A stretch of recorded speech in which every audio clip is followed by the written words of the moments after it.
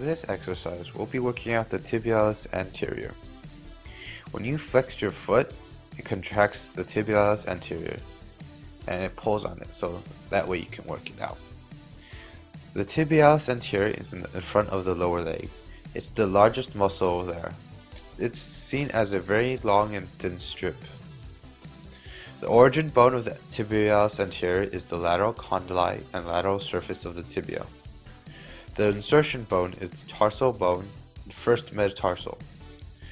The synergistic muscle is the extensor hallucis longus, extensor digitorum longus, and peroneus tertius.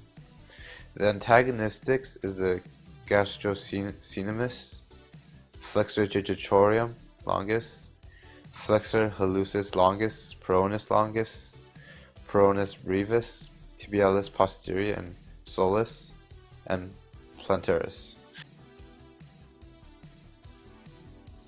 For the next exercise, we'll be working out the peroneus longus by doing calf raises. So when you lift your feet up, you begin to stretch your peroneus longus, and when you put it back down, you relax it. This allows you to contract the muscle and work it out. And the location of it is on the lateral side of the lower leg. The peroneus longus is described as a superficial fibrillaris muscle that runs down the tibia and steadies the leg. Its origin bone is the lateral condyle of tibia and head and shaft of the fibula. The insertion bone is the tarsal and metatarsal bones. Synergistic muscles are gastrocnemius, flexor digitorum longus, flexor hallucis longus, peroneus brevis, tibialis posterior, soleus, and plantaris. The antagonist of this muscle is the tibialis anterior muscles and tibialis posterior muscles. To work out our triceps, we shall do tricep extensions with dumbbells. We will have the dumbbell on the back of our head and extend it upward, and then relax by putting it back down. For the tricep, when you lift the dumbbell up, you contract it. When you put it back down, you relax it. Allows you to work out your tricep fully. The tricep is located at the back of the arm from your shoulder to your elbow. It's the largest muscle that's primarily responsible for the extension of the elbow joint. The origin bone of this muscle is the tubercle below the glenoid cavity and lateral and medial surfaces of the humerus. The insertion bones are the olecranon process of the ulna. For synergistic muscles, there are none, but there are stabilizers that help it, which include the wrist extensors, flexor carpi stabilizers, which keep you steady while the prime movers is acting, and the antagonist muscles are the bicep brachii. To work out our pectoralis major, we're going to do push-ups. Now you want to get on all fours and extend your feet back and put your arms out and have almost a plank position and go down. As you can see, we're doing it very well. For the pectoralis major, when you go up and down during push-ups, you contract and relax the muscle. The pectoralis major is located from the chest to shoulder and spans from the breastbone to above the rectus abdominis. It's described as a thick, fan-shaped like muscle that makes up the bulk of the chest muscles in males and lies beneath the breast in females.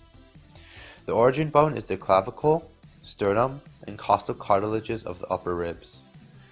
The insertion bone is the intertubercle groove of the humerus. The synergistic muscles with it are the pectoralis minor, subclavis, serratus anterior, trapezius, latissimus dorsi, rhomboid major and minor, and levator scapulae. The antagonist muscles are deltoid, supraspinatus, infraspinatus, teres major and minor, and subscapularis.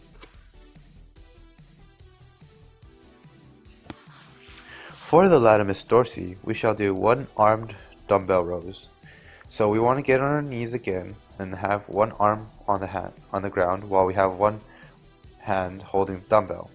Now we will raise one dumbbell with that one arm and switch to the other side when we're finished with one set.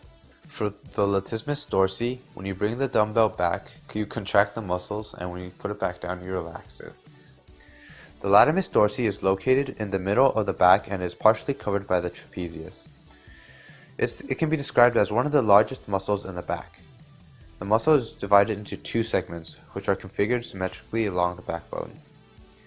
The origin bones are the spines of sacral, lumbar, and lower thoracic vertebrae, iliac crest, and lower ribs. Insertion bone is the intertubercle grooves of humerus. The synergistic muscles are pectoralis major and minor, subclavius, serratus anterior, trapezius, rhomboid major and minor, levator scapulae, and the antagonist muscles are the deltoid, supraspinous, infraspinatus, teres major and minor, and subcapularis. Now, to work out our platysma, we can make a grimacing face like you saw your ex. When you grimace, your platysma contracts, and when you let your face relax, it allows your muscles to retract and pulp. The platysma is located on the anterior portion of the neck and also rises over the clavicle and the sternocleidomastoid. It can be described as a broad sheet of paired muscles. The origin bone is the fascia in the upper chest, and the insertion bone is the lower border of the mandible. The synergistic muscles are the sternocleidomastoid, and the antagonists are the temporal muscles.